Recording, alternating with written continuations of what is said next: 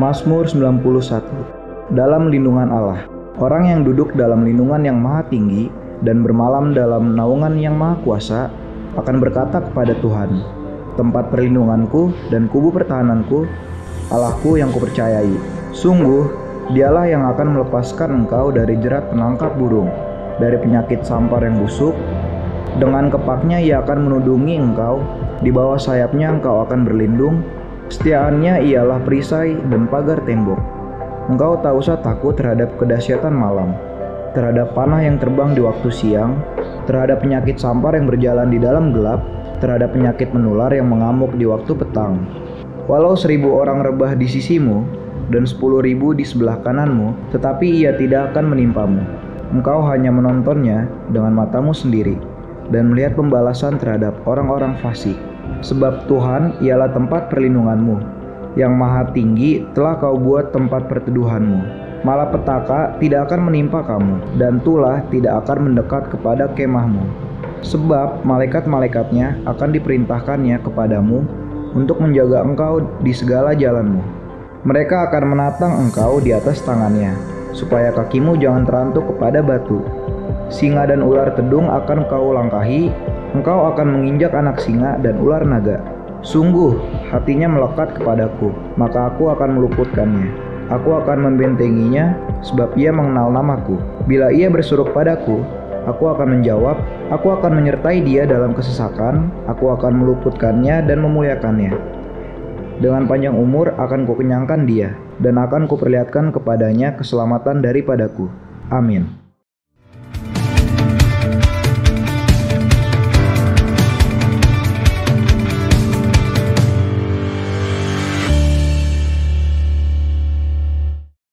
Shalom bagi Bapak, Ibu, dan Saudara yang ingin memberikan persembahan, baik persembahan umum, persembahan perpuluhan, maupun janji iman untuk pembangunan gereja, dapat mengirimkan persembahan melalui mobile banking.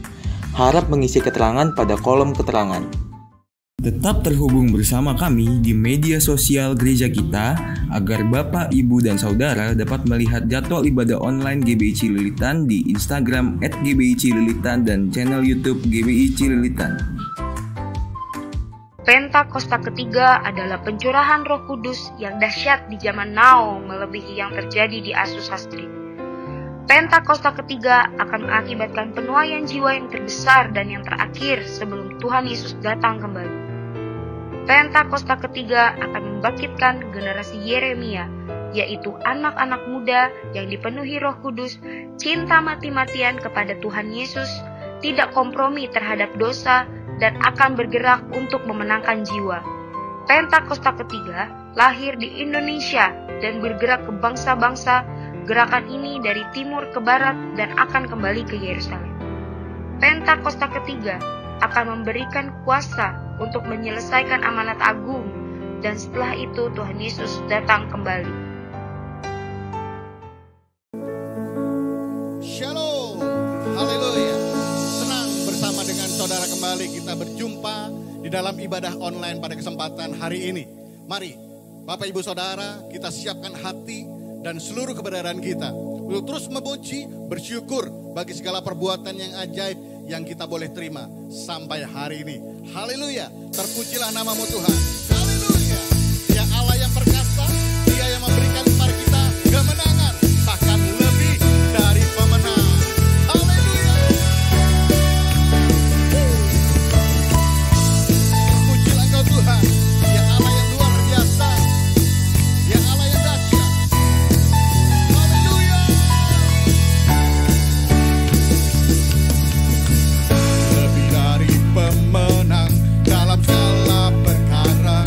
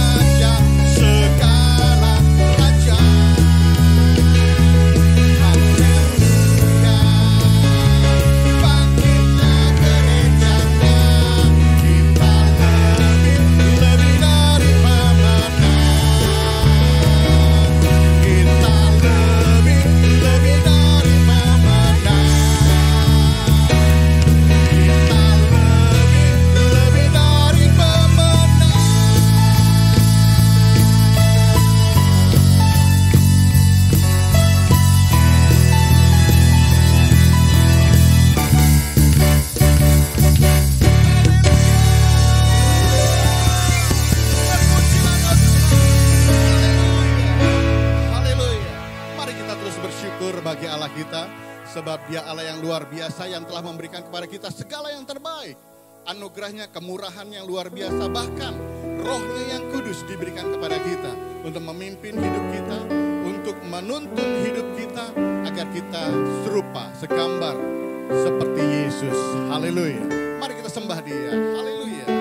Terima kasih Tuhan.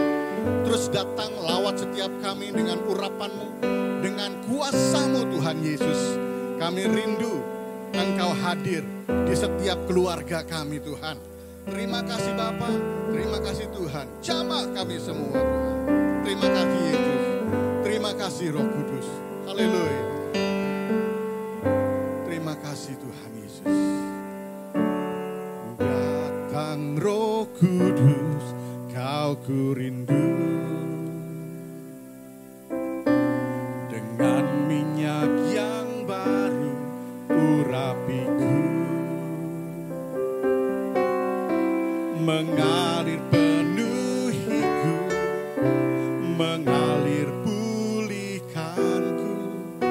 Kuasa-Mu bebaskan hidupku. Datang Roh Kudus, Kau ku rindu.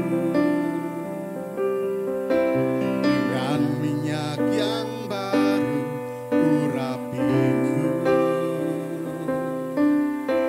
Mengalir penuhiku, mengalir pulihkanku. Kuasa-Mu bebaskan hidupku. Satu yang ku rindu, bersekutu denganmu. Bawaku lebih lagi tinggal di dalam-Mu. Nikmati hadirat-Mu, jamalah seluruh hidupku. Kuasa-Mu mengubah hidupku.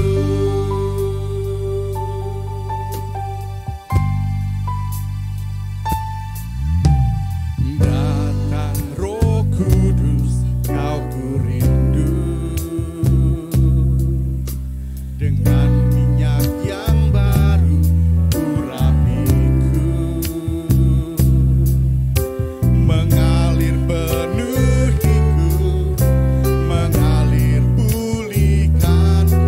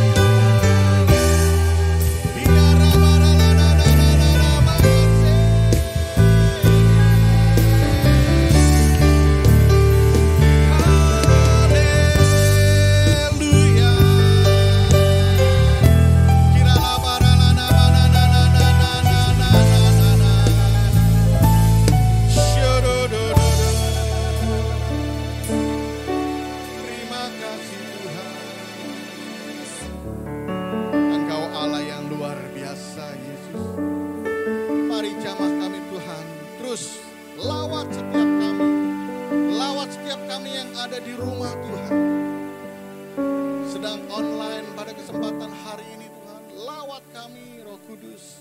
Terima kasih Tuhan. Terima kasih Tuhan Yesus. Terima kasih Tuhan Yesus. Haleluya, haleluya.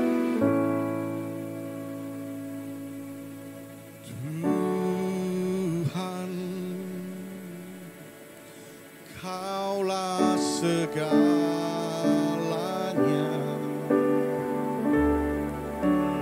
Dari lubuk hatiku ku mau berkata,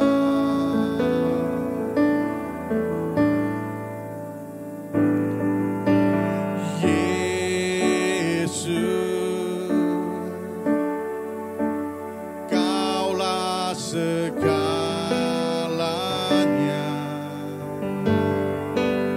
Tiada yang dapat melebihi Engkau.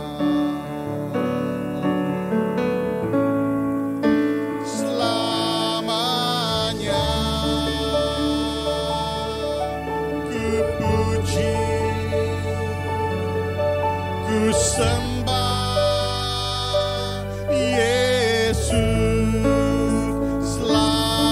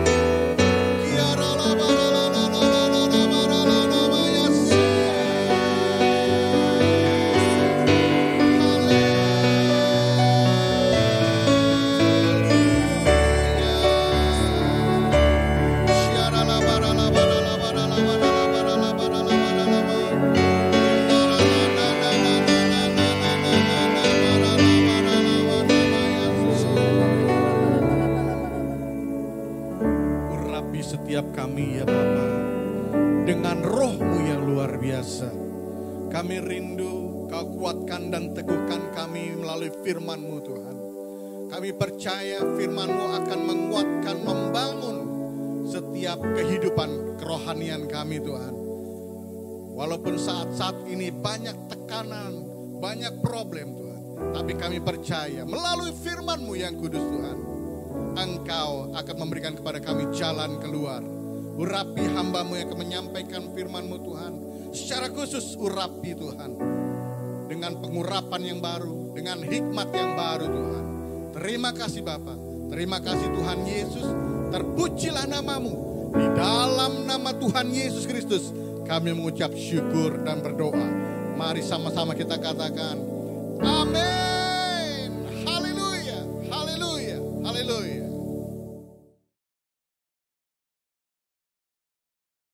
Shalom semuanya.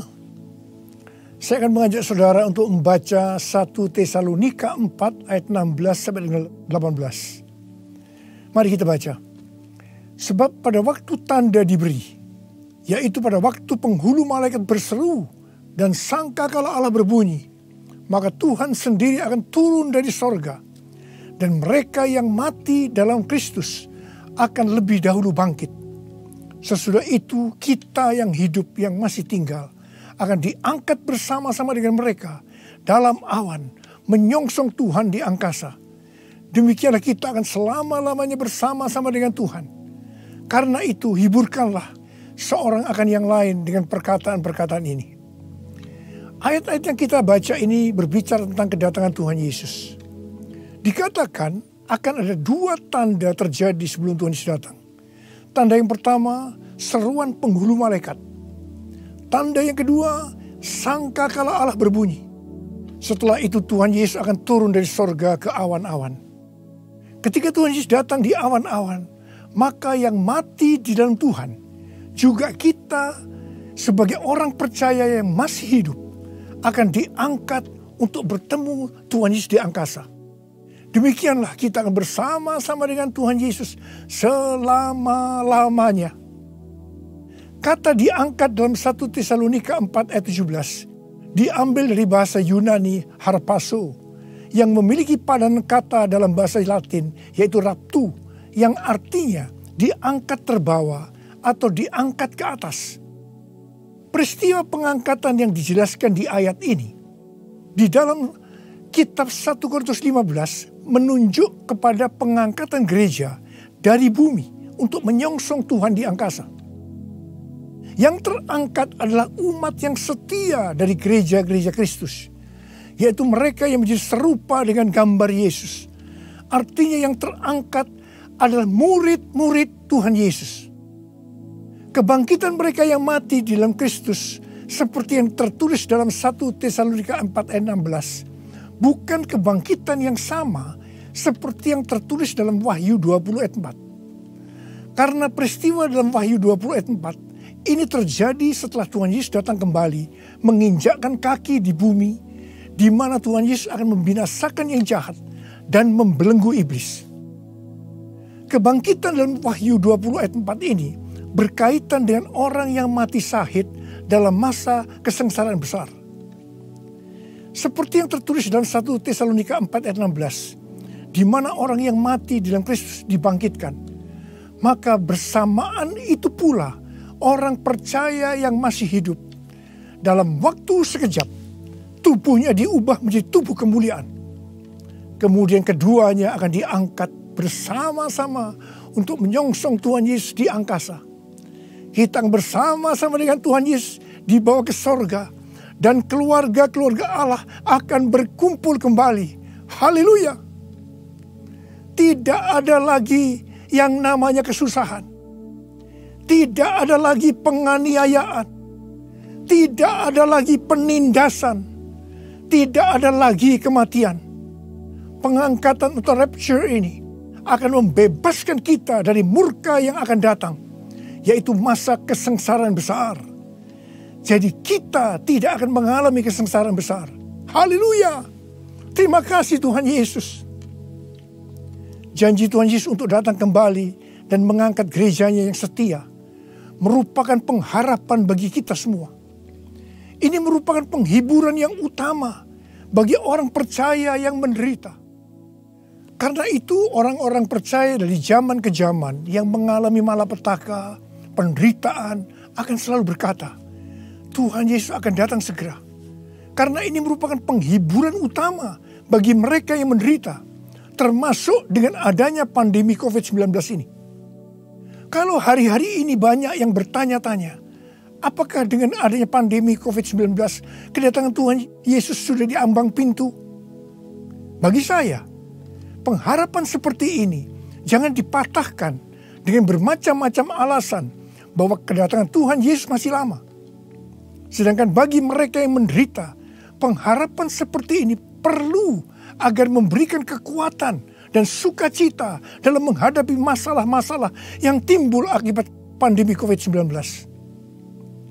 Paulus memakai kata kita dalam 1 Tesalonika 4:17 ini karena dia percaya bahwa kedatangan Tuhan bisa terjadi pada waktu Paulus masih hidup. Alkitab menekankan agar kita sebagai orang percaya dengan penuh kerinduan terus menantikan kedatangan Tuhan Yesus. Orang percaya pada masa kini harus senantiasa waspada dan dengan penuh harapan menunggu kedatangan Tuhan untuk mengangkat kita seperti yang dilakukan oleh jemaat mula-mula yang selalu berkata Maranatha sebagai salam dan doa. Kalau dari zaman ke zaman Tuhan mengizinkan terjadinya perang, bencana alam, kelaparan, penyakit sampar, termasuk pandemi COVID-19. Maksudnya adalah supaya mereka lebih sungguh-sungguh untuk merindukan kedatangan Tuhan. Orang-orang yang merindukan kedatangan Tuhan pasti lebih sungguh-sungguh untuk menyelesaikan amanat agung.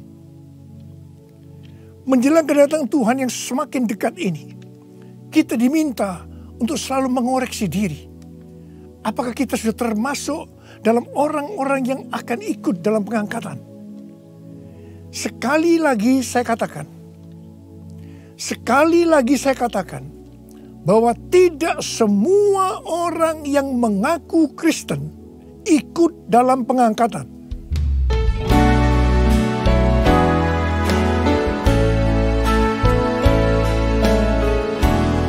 Pujilah aku Tuhan,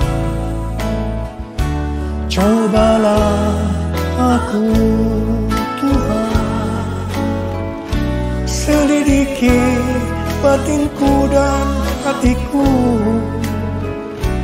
mataku tertuju padamu.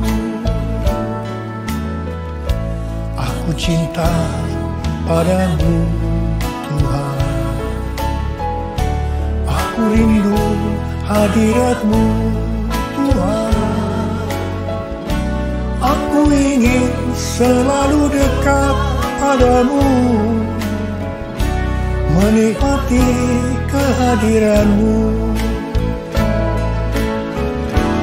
Menyanyi Hosana bagi Rajaku yang duduk di tahta. Aku muliakan dan ku agungkan, Kau layak disembah, Kau layak disembah.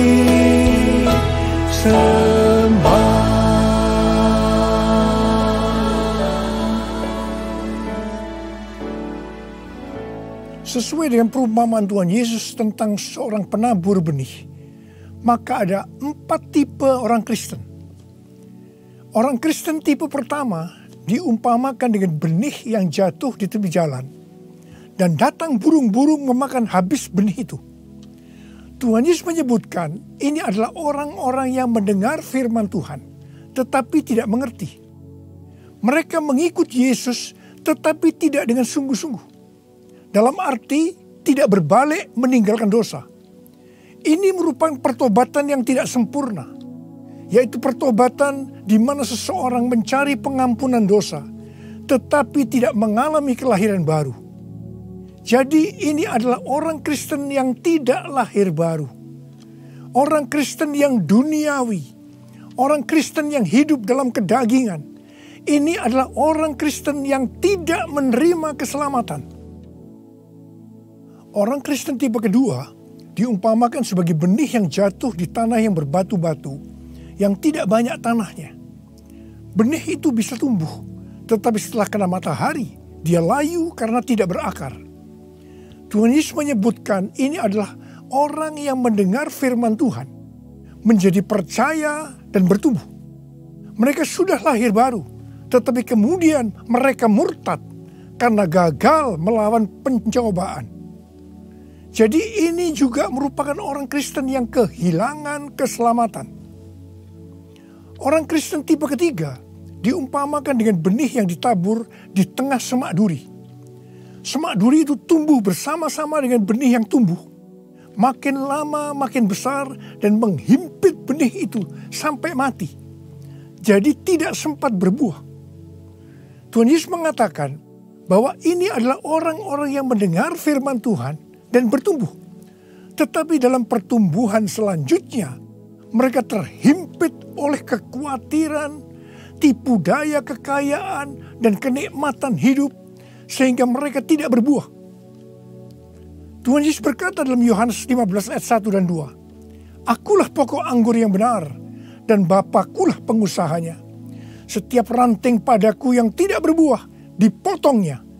Dan setiap ranting yang berbuah dibersihkannya supaya ia lebih banyak berbuah." Ranting yang dipotong akan jatuh ke tanah, lalu menjadi kering, dikumpulkan orang, dan dicampakkan ke dalam api, lalu dibakar. Jadi orang Kristen yang tidak berbuah akan kehilangan keselamatan.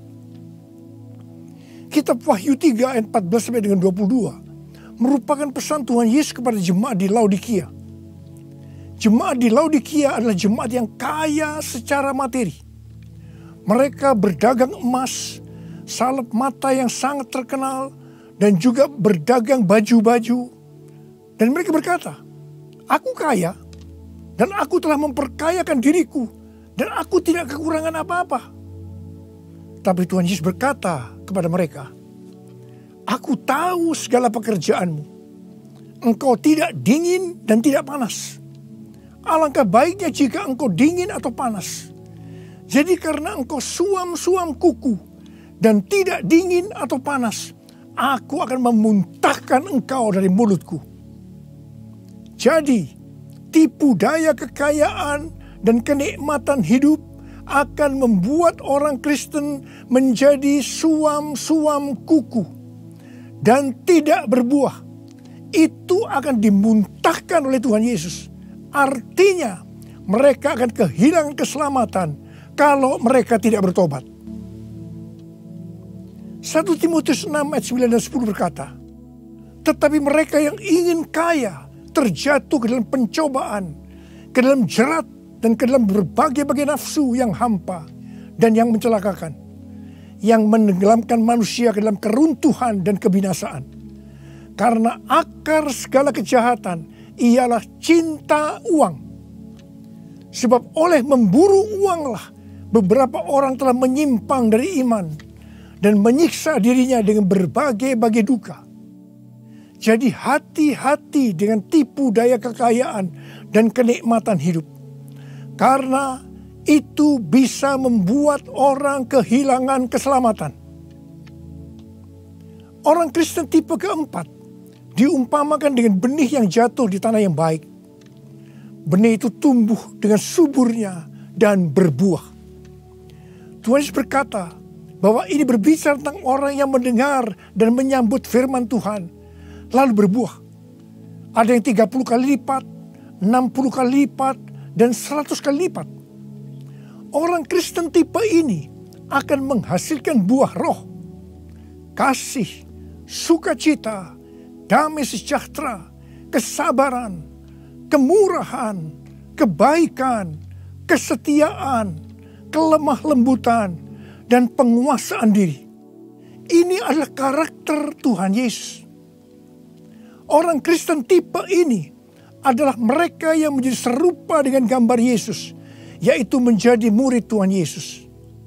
Saya mau mengajak saudara untuk memeriksa diri kita. Saya termasuk tipe orang Kristen yang mana ya? Apakah orang Kristen tipe yang pertama? Apakah termasuk orang Kristen yang tipe kedua? Apakah termasuk orang Kristen tipe yang ketiga? Atau apakah saya termasuk orang Kristen tipe yang keempat? Saya berdoa agar semua kita termasuk orang Kristen tipe yang keempat. Orang Kristen tipe yang keempat ini yang akan melihat Tuhan Yesus datang di awan-awan. Dan mereka akan ikut dalam pengangkatan.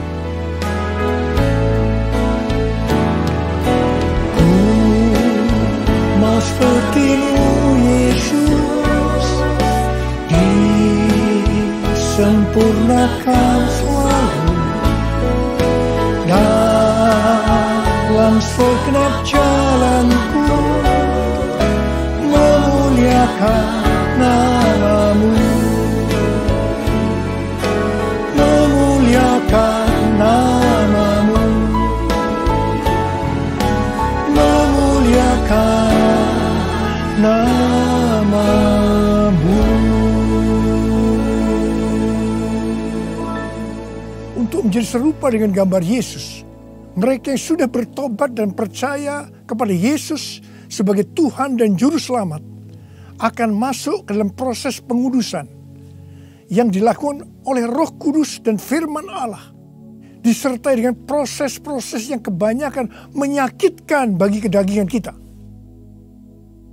Kevin Yesip, salah satu pendiri dan pemimpin dari gerakan doa di Amerika yang bernama The Return, pada tanggal 26 September 2020 yang lalu, berdoa di National Mall, Washington DC, dengan jumlah puluhan ribu orang.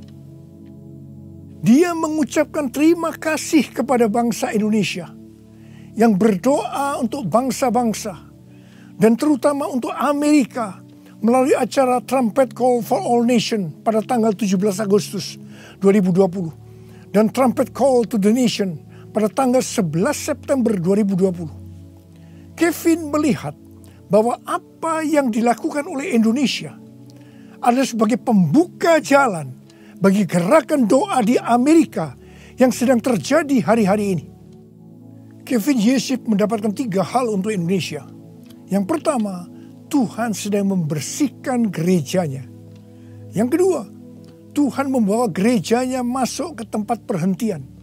Dia sebutkan sebagai masa isolasi. Seperti yang terjadi dalam kisah-kisah di Alkitab, bahwa setelah masa isolasi ini, kita akan mendapatkan hal-hal yang baru. Yang ketiga, Tuhan sedang menanamkan iman kepada gerejanya, sehingga tidak ada perasaan takut terhadap apapun juga. Waktu saya mendengar tentang 3 hal ini, saya surprise.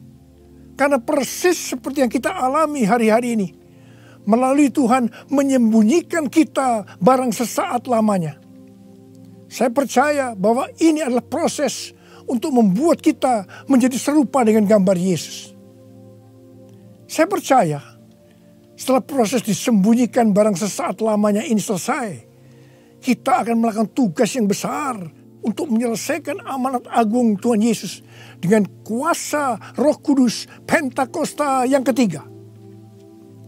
Tuhan memberikan tema tahun 2020 sebagai tahun dimensi yang baru dengan 2 ayat emas, yaitu dari 2 Korintus 3 ayat 18 dan Ulangan 28 ayat 13 dan 14. Sesuai dengan kedua ayat emas ini, Tuhan akan memberikan kepada kita dimensi atau ukuran yang baru dalam berkat rohani maupun berkat jasmani. Dimensi yang baru dari berkat jasmani akan mengikuti dimensi baru dari berkat secara rohani. Kalau kita makin serupa dengan gambar Yesus, karena kemuliaan Tuhan yang diberikan kepada kita makin besar, maka berkat jasmani yang akan kita nikmati akan semakin besar. Kita akan menjadi kepala dan bukan ekor. Kita akan tetap naik dan bukan turun. Yang percaya katakan amin.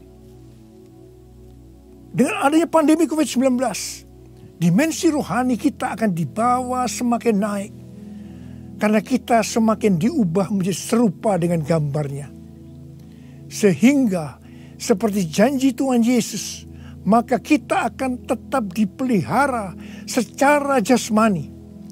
Seperti dalam kondisi resesi ekonomi yang merupakan dampak dari pandemi COVID-19.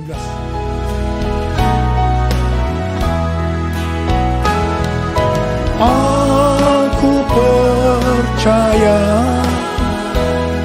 berkat-Mu atasku melimpah, kebajikan, kemurahan selalu mengikutiku. Ku puji, ku sembah Kau Tuhan. Ku puji, ku sembah Kau Tuhan. Ku puji, ku sembah Kau Yesus.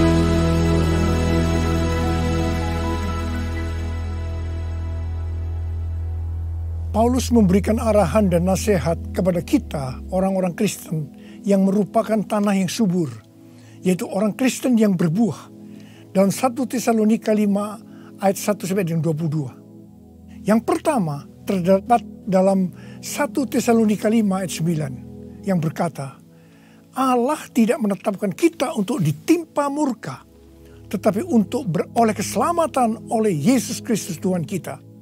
Artinya pengangkatan akan terjadi sebelum murka Tuhan datang, yaitu sebelum kesengsaraan besar datang. Yang kedua, kita adalah anak-anak terang yang tidak tidur dan mabuk seperti mereka yang hidup dalam kegelapan. Tetapi kita senantiasa berjaga-jaga dan sadar. Yang ketiga, hormati orang yang mementor kita, yaitu yang mengarahkan dan menegur kita, juga yang menjadi bapa rohani kita. Yang keempat, kita harus selalu hidup dalam damai seorang dengan yang lain. Yang kelima, tegurlah mereka yang hidup tidak tertib. Hiburkan mereka yang tawar hati. Belalah mereka yang lemah. Sabarlah terhadap semua orang. Yang keenam, jangan membalas kejahatan dengan kejahatan. Hiduplah dengan baik dengan semua saudara seiman dan semua orang. Yang ketujuh, bersukacitalah senantiasa. Yang kedelapan, tetaplah berdoa. Yang kesembilan, mengucap syukurlah dalam segala hal, sebab itulah yang dikehendaki Allah dalam Kristus Yesus bagi kamu. Yang ke-10, jangan padamkan roh dan jangan menganggap rendah nubuatan-nubuatan. Orang yang meremehkan nubuatan akan memadamkan api Roh Kudus. Meskipun nubuatan tidak boleh dianggap rendah, tetapi juga tidak boleh diterima sebelum diselidiki dengan cermat. Yang ke-11, ujilah segala sesuatu dan peganglah yang baik. Dan yang ke-12, jauhkan dirimu dari segala jenis kejahatan. Mari kita angkat tangan kita, nyanyikan lagu ini bersama saya. Hosana, Hosana, datanglah Tuhan Yesus. Hosana, Hosana, ku merindukanmu, ku merindukanmu.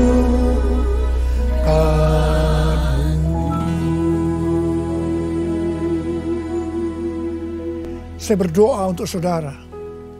Semoga Allah damai sejahtera menguduskan saudara seluruhnya. Dan semoga roh, jiwa, dan tubuh saudara terpelihara sempurna dengan tidak bercacat pada kedatangan Yesus Kristus Tuhan kita. Marilah kita yang percaya bahwa kita adalah tanah yang subur, yaitu kita yang berbuah, berkata bersama-sama, amin, Maranatha, datanglah segera ya Tuhan. Saudara dikasih Tuhan, saya berdoa buat saudara. Mari angkat tangan saudara. Kita katakan bersama-sama, panggil nama Yesus. Yesus, Yesus, dengar doaku. Janganlah Tuhan lalui, berilah berkat-Mu. Sekali lagi. Yesus, Yesus, dengar doaku. Janganlah Tuhan lalui, berilah berkat-Mu. Uralaba shankara bala bala bala bala bala bala. Uralaba shikara bala bala. Uriala la la la la kana maya la la maya la la. Urala la bala bala bala bala bala bala. Urila la la la bala. Untuk melihat tangan-tangan yang terangkat Tuhan. Tuhan, Kau mengasihi anak-anak-Mu. Kau mengasihi anak-anak-Mu. Engkau melihat keadaan mereka satu persatu ya Tuhan. Engkau tidak pernah meninggalkan mereka. Mungkin mereka saat ini kebingungan, ada yang ketakutan, khawatir ya Tuhan. Malah ada yang depresi, Tuhan kasihani mereka ya Tuhan. Mereka seolah tidak tahu apa yang harus diperbuat. Bapa, Kau memberikan kepada mereka damai sejahtera Tuhan. Kau menolong mereka ya Tuhan. Di tengah-tengah pandemi COVID-19. Tidak ada yang sakit ya Tuhan. Tidak ada yang berkekurangan. Semua dicukupkan oleh Tuhan. Malah berkelimpahan dalam segala hal. Hamba berdoa buat anak-anak-Mu. Biarlah mereka berbuah-buah dengan lebatnya. Sehingga pada saat Engkau datang, mereka ikut diangkat bersama-sama. Dan bertemu dengan Engkau, Raja di atas segala raja, di awan-awan.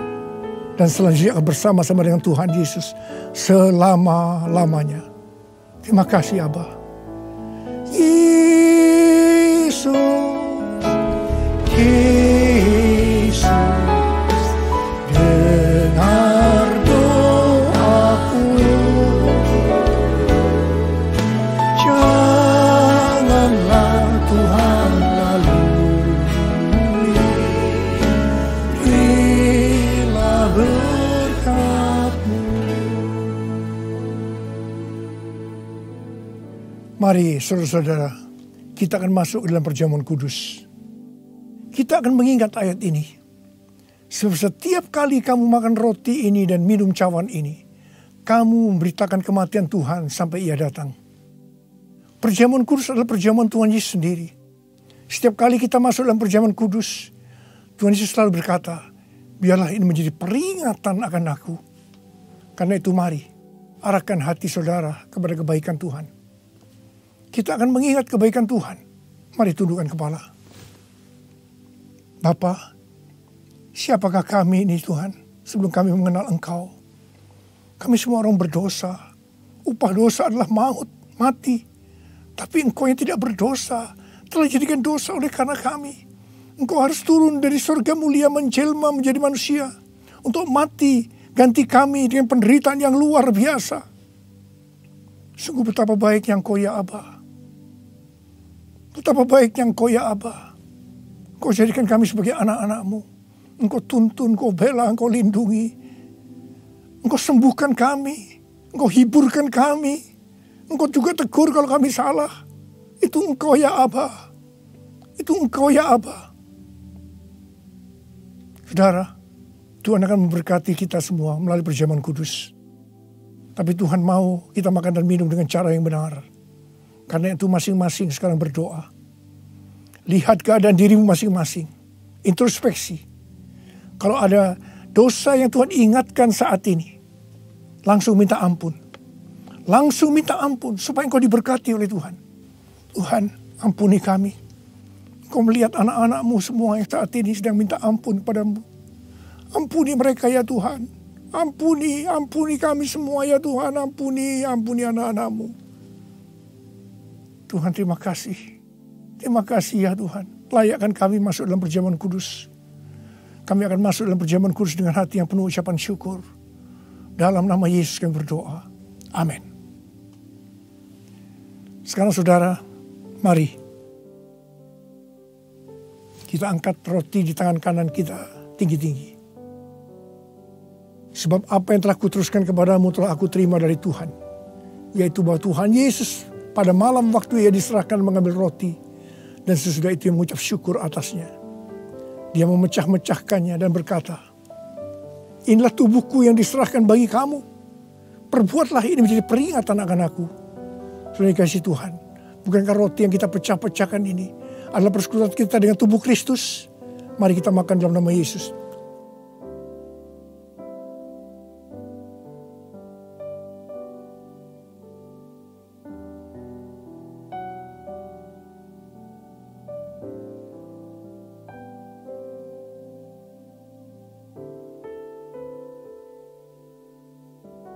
Sekarang angkat cawan di tangan kanan saudara tinggi-tinggi. Demikian juga yang mengambil cawan sesudah makan lalu berkata, cawan ini adalah perjanjian baru yang dimeteraikan oleh darahku. Perbuatlah ini setiap kali kamu meminumnya menjadi peringatan akan aku. Saudara dikasihi Tuhan, bukankah cawan pengucapan syukur yang atas kita ucapkan syukur adalah persekutuan kita dengan darah Yesus? Mari kita minum dalam nama Yesus.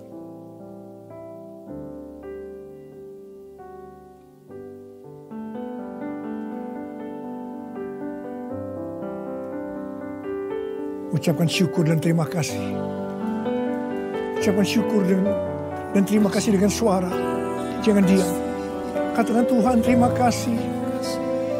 Tuhan terima kasih buat kebaikan-Mu ya Tuhan. Terima kasih ya Tuhan. Oh Tuhan, sebab Engkau baik. Bahwasanya untuk selama-lamanya kasih setiamu ya Tuhan. Oh ya Tuhan, oh ya Tuhan,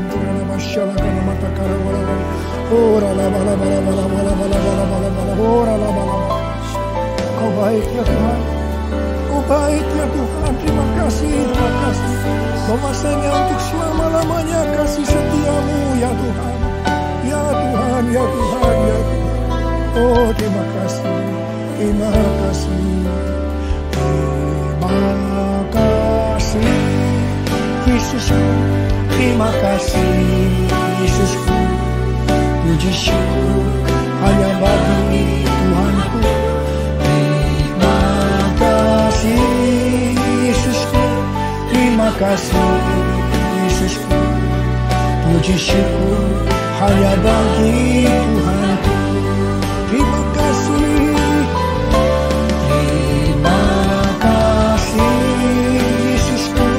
Terima kasih Yesusku, puji syukur hanya bagi Tuhanku.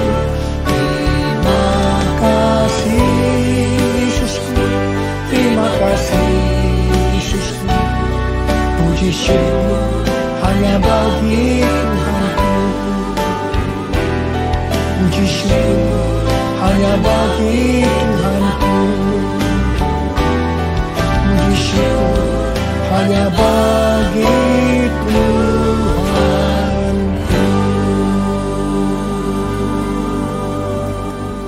Terimalah berkat Tuhan, kasih karunia berlimpah-limpah daripada Allah Bapa dalam Anak yang tunggal Yesus Kristus. Persekutuan yang manis dengan Roh Kudus menyertai saudara sekalian mulai hari ini sampai Tuhan datang menjemput kita di awan-awan dan bahkan sampai selama-lamanya. Yang percaya bersama-sama katakan amin.